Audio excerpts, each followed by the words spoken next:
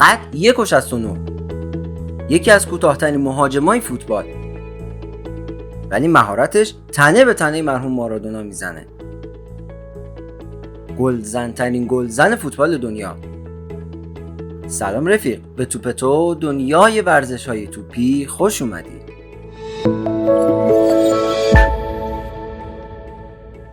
نظرته بریم سراغ مسی؟ آخه تو رکوردزنی شورشو در آورده. جدی میفهمی؟ از سال 2009 تا 2023 8 بار توپ طلا گرفته.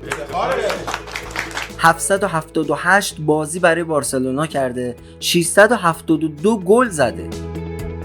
109 گل برای تیم ملی آرژانتین زده و دومین گلزن برتر جهان شده. یعنی توی جمع کردن رکوردها عین جارو برقی میمونه. به به. 6 بار کفش طلا، 474 گل توی 520 بازی، 91 گل توی یک سال، 36 بار هتریک برای بارسلونا، 193 پاس گل و رکورد بیشترین پاس در تاریخ لالیگا. مسی جان، اگه رکوردی مونده که نگفتم تعارف نکن، بگو تو دلت نمونه.